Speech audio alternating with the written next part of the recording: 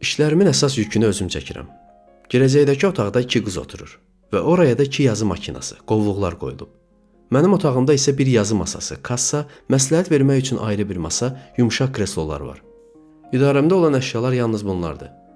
Axı nə qədər sadə olsa idarə etmək də bir o qədər asanlaşır. Mən çox cavanam, işlərim də öz axarı ilə gedir. Ona görə də heç nədən və heç kimdən şikayətlənmirəm. Yeni ildən qonşuluqdakı balaca boş mənzili də cavan bir oğlan kirayə elədi. O mənzili də götürməyə çox tərəddüd edirdim. Axırda əlimdən çıxdı. 2 otaqlı mənzil idi, üstəlik mətbəxi də vardı. Otaqlar mənə lazım ola bilərdi, çünki oturduqları otaq bəzən qızlara darlıq edirdi. Bəs mətbəx nəyimə lazım olardı?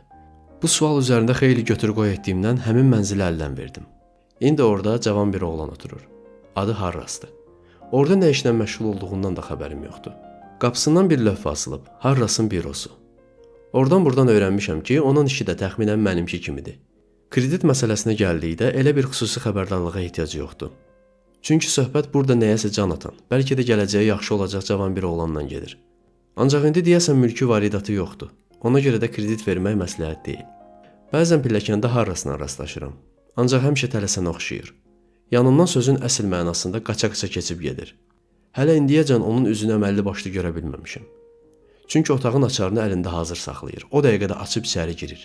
Elə bir sıçovulun quyruğu qapının arasından sivişib keçir və mən yenə də üzərinə Harrasın bürosu yazılmış lövhə ilə üzbəüz qalıram.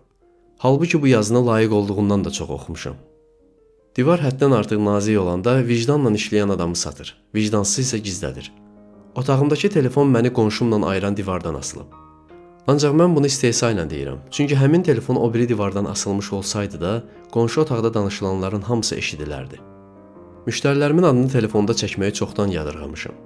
Ancaq bəzi səciyyəvi sözlərdən, söhbətin qaçılmaz gedişatından həmin adamın adını bilmək üçün o qədər də hiyləgər olmağa ehtiyac yoxdur.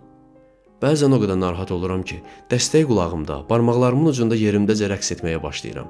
Ancaq yenə də sirlərimi gizlədə bilmirəm. Əlbəttə, buna görə işlə əlaqədar hər hansı bir qərar çıxarmaq lazım gələndə inamsız oluram, səsim titrəməyə başlayır.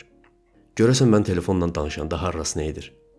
Əgər çox şişirtmək istəsəm, bəzən həqiqəti üzə çıxarmaq üçün tez-tez şişirtmək lazım gəlir. Belə deyərdim. Harrasa telefon lazım deyil. Elə mənimkindən istifadə edir.